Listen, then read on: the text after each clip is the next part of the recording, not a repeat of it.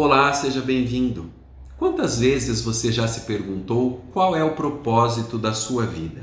Neste momento em que muita gente está isolada, este tipo de reflexão se tornou muito comum. Para falar sobre o assunto, eu converso com a psicóloga e doutora em teologia Mary Ruth Gomes Esperandil. Ela também é professora dos programas de mestrado e doutorado da PUC Paraná. Tudo bem, Mary?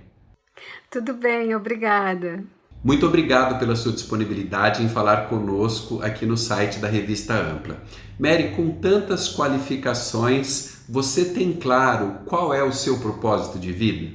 Eu diria, sim, tenho claro o propósito da minha vida, mas não posso deixar de acrescentar que o propósito de vida não é algo pronto e acabado e que, uma vez encontrado, nos acompanha toda a vida. Primeiro, não existe isso de um propósito de vida pronto e à espera para ser encontrado. Reconheço que na cultura ocidental cristã há uma crença mística muito forte de que há um sentido de vida e este deve ser buscado ou que é revelado.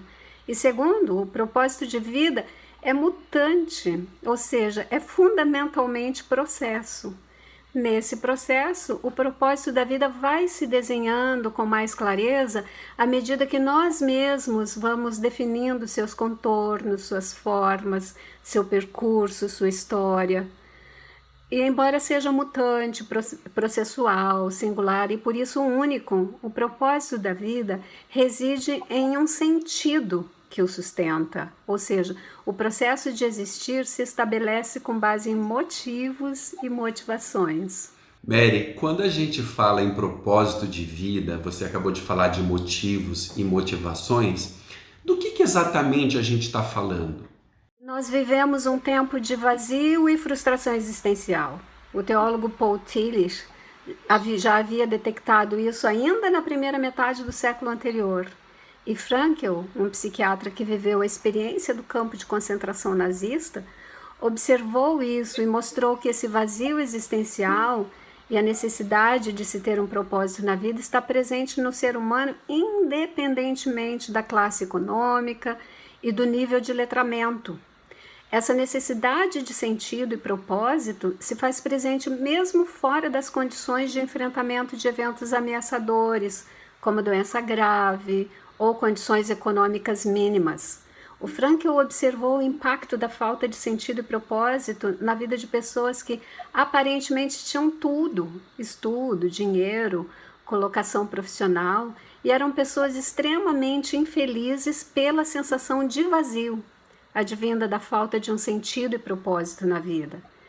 Essa afirmação é baseada em diversos estudos desenvolvidos nos Estados Unidos, na África, Japão. O Frankl traz isso num dos livros dele, e que são contextos culturais muito distintos. E os estudos foram realizados com a aplicação de instrumentos de medida, instrumentos do sentido da vida, do propósito da vida. Estes instrumentos, aliás, já estão validados no Brasil e têm sido utilizados em vários estudos empíricos. Estamos falando de uma necessidade humana universal, de uma existência onde não basta existir, não basta conservar a vida. O propósito de vida relaciona-se com o modo como a pessoa vive a própria vida. Estamos falando então de uma necessidade que tem origem na dimensão espiritual do ser humano, porque espírito é o sopro da vida, é respiração, é a potência de vida, a espiritualidade, o espírito. Nós estamos falando então da dimensão da vontade de sentido. Para o ser humano não basta existir. O ser humano ele busca sentido em sua existência. O próprio Dostoiévski, ele tem uma afirmação que eu particularmente gosto muito, que ele diz assim: o mistério da existência humana não reside apenas em permanecer vivo, mas em encontrar algo pelo qual viver. Então, quando falamos de propósito de vida, estamos nos referindo a onde e em que você coloca a sua energia vital. Estamos falando de sua motivação para viver, o que faz com que você se levante cada manhã da cama. Estamos falando do sentido da vida.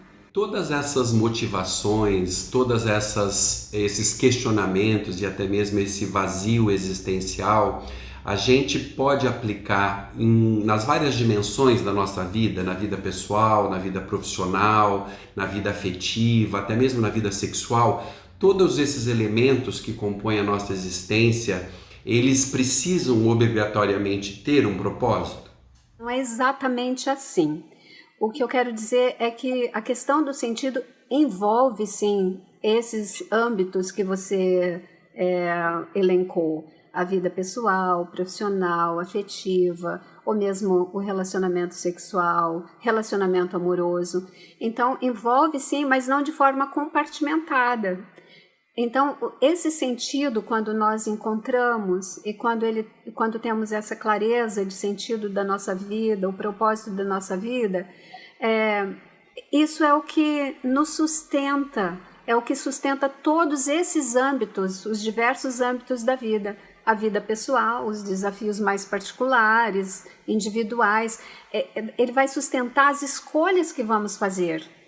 Vai nos ajudar, inclusive, o que eu vou escolher, porque ele vai dar um sentido para as nossas escolhas, um motivo, né? Porque quando falamos então em sentido e propósito e falamos em motivo e motivação, são duas coisas que se complementam. O motivo seria o porquê, né?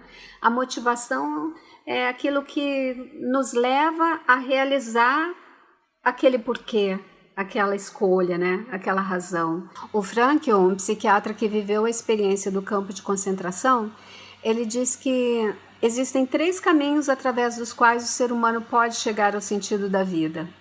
O trabalho, que é a criação, né? O amor, que é encontrar alguém em um relacionamento de amor, e o sofrimento. E ele diz assim que o mais importante dos 3 é o sofrimento. E que mesmo, aí eu abro aspas para dizer uma citação do Frankl, que ele diz assim: mesmo uma vida sem recursos, numa situação sem esperança, enfrentando um destino que não pode mudar, a pessoa pode erguer-se de si mesma, crescer para além de si mesma e assim mudar-se a si mesma. O sofrimento é de uma potência muito grande, a ponto de definir modos de vida. Só que quando eu digo assim que ele é de muita potência e pode definir modos de vida, isso tanto para bem quanto para mal. Por meio do sofrimento, o ser humano ele pode construir um sentido que promove a expansão e a afirmação da vida, ou a pessoa pode também sentir-se completamente despotencializada em seus processos vitais. Ela pode adoecer, enfraquecer, ou mesmo iniciar um processo de destruição da vida, dados os traumas e a despotencialização que o sofrimento pode desencadear. Peri, quando a gente tem um propósito, naturalmente a gente fica mais sereno, a gente fica mais disponível para a vida? Eu creio que sim. Eu creio que sim. Uma questão assim que eu percebo de forma muito clara é que quando nós temos esse sentido construído, nós vamos para as relações, nós vamos para a vida, nós vamos para a criação de um modo a oferecer. E muitas vezes o que nós percebemos é que as pessoas se relacionam ou vão em busca de algumas coisas para ter alguma coisa de fora para dentro. Ela quer alguma coisa daquela relação, ela quer alguma coisa daquele trabalho. São relações de interesse, relações de trocas. Então eu dou isso para eu ter alguma coisa. Quando você tem um sentido, quando você tem um propósito, essa tendência a oferecer, ela está muito mais presente. E nesse sentido, sim, eu concordo contigo que você vai para esse mundo, vai para a vida, vai para a criação de uma forma mais serena. É possível a gente ter uma técnica para fazer com que a gente encontre um propósito para a nossa vida? O contexto sociocultural contemporâneo não estimula momentos de silêncio, de treino sobre como habitar o espaço interior.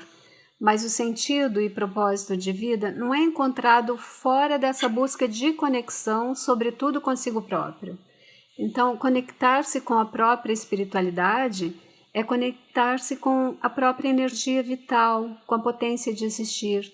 É nesse lugar que o sentido e o propósito são encontrados e onde a subjetividade se nutre para uma conexão com a alteridade, baseada numa relação que é da ordem da generosidade, da compaixão e do fortalecimento da humanidade comum. Mary, é possível imaginar que alguém conscientemente não tenha um propósito de vida? Eu não vejo essa possibilidade, porque eu penso que essa pessoa não dará conta da vida. É possível uma pessoa viver uma vida plena de sentido e propósito e não ter isso tão consciente, mas não o oposto. Viver sem propósito e com consciência disso. Tal consciência funciona como gatilho do desejo de sair da existência, dado o grau de sofrimento que o vazio de sentido provoca. Como agir quando a gente não encontra respostas para o propósito de vida que a gente imagina que a gente tem? Eu penso assim, não desista de buscar a conexão com sua potência de vida, com sua energia vital, com sua espiritualidade. Acolha-se, converse com amigos e amigas, faça exercícios de meditação e, se preciso, busque ajuda profissional. Entretanto, algumas recomendações nos ajudam na busca do sentido e propósito. Lembrando que o campo social ele está cheio de ofertas das mais variadas possíveis e muitas delas podem fortalecer o modo zumbi de ser, especialmente aquelas para o consumo, dando a ideia de que ali você vai encontrar felicidade, prazer, e às vezes as pessoas confundem o sentido da vida com a felicidade ou com o próprio prazer, né?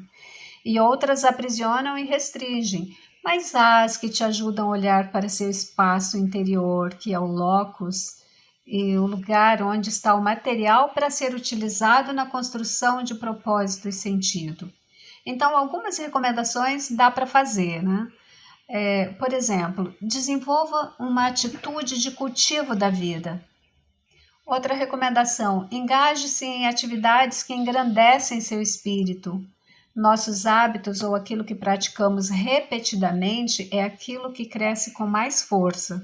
Então, se você tem um hábito, por exemplo, da meditação, de olhar para dentro de si, com certeza você vai crescer mais.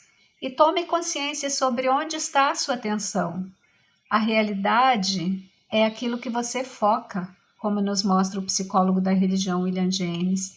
E nossa mente se distrai muito com pensamentos diversos que surgem a todo milésimo de segundo.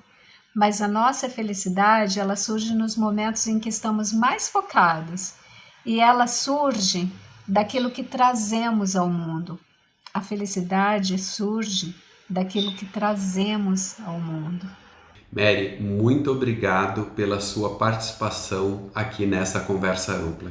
Eu que agradeço, Ed, e até uma próxima oportunidade. E a você que nos acompanhou, muito obrigado pela atenção e até o próximo vídeo.